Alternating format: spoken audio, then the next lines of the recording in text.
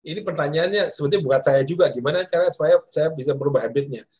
Saya tahu teorinya, tapi menerapkannya tidak mudah memang.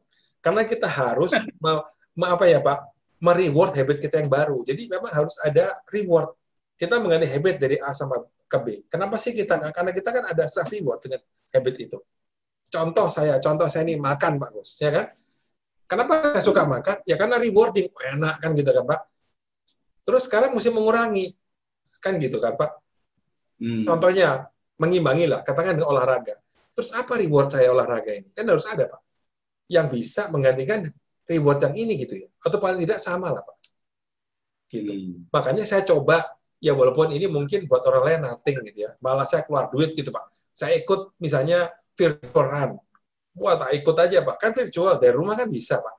Kan ini pandemi kan Pak, nggak usah kemana-mana, nggak usah ke Berlin, nggak usah kemana-mana, dari rumah aja. Tak ikuti Pak, dapat medali, seneng, siapa aja. Itu reward Pak.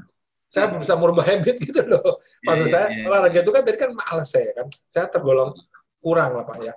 Tapi kan harus, ya usia seperti ini saya harus olahraga, mau nggak mau ya. Tapi gimana supaya rewarding? Kan gitu Pak. Kan kita mengejar reward, self reward Pak ya. Jadi habitnya harus digeser gitu. Dan saya ini mencoba menerapkan, belum berhasil, saya katakan belum, kayak gitu Pak. Tapi saya masih terus berusaha. Gimana caranya supaya apa namanya tetap ini apa namanya tetap berlanjut gitu ya. Karena harus sustainable Pak ya. Ini Pak. Kalau enggak nanti susah kan. Kalau enggak sustainable. Itu saya terapkan Pak. Jadi bagaimana shifting itu supaya habit B itu juga tetap rewarding selain A gitu. Lama-lama A-nya kita tinggalin karena enak juga nih B gitu. Ya A-nya tetap tapi berkurang atau diimbangi karena B. Ini contoh Pak. Contoh yang saya lakukan sendiri gitu ya. Ya memang ada ya, akhirnya keluar duit, tapi makan juga keluar duit kan Pak, sama aja gitu kan. Tapi kan saya senang, saya posting terserah orang mau senang mau enggak gitu kan. Ya orang lain ya kan saya buat saya sendiri Pak. Orang lain mendukung, ngasih semangat, ada yang nggak peduli, ada ya biarin aja lah Pak. Atau habit-habit saya gitu kan, bukan habitnya orang gitu. Kalau saya begitu Pak.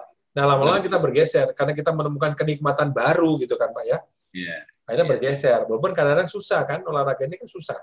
Ada meeting jam 8 pagi, aduh nggak sempet segala macam. Ya, tapi kalau apa di rumah kan mesti lebih fleksibel Pak ya. Kita coba enjoy olahraga sore, malam. Dan itu menurut saya memang bagian dari sebuah persaingan hidup itu adalah kemampuan untuk berubah itu sendiri. Ya, Pak. Betul, jadi, betul Pak.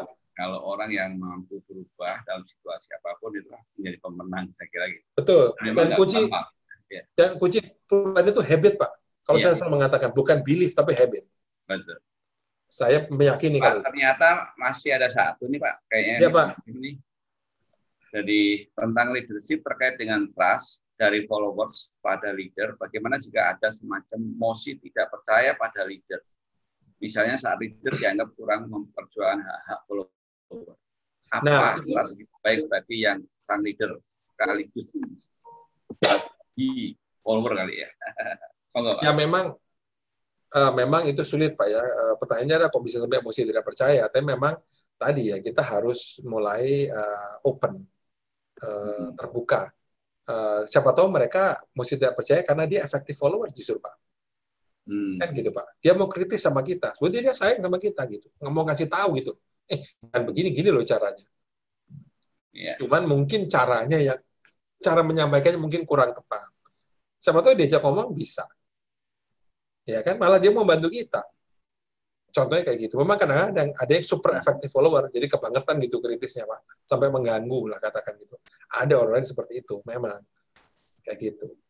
Tapi ya gimana tergantung kita gimana mendengarkannya aja Pak. Menurut saya Pak, mohon maaf saya nggak pernah mengalami sih. Ya pernah sekali tapi nggak sampai parah bener ya saya datengin, saya ajak ngomong, ya selesai gitu. Seperti itu ya. Betul. Contohnya. Aduh, begitu Pak. Luar biasa.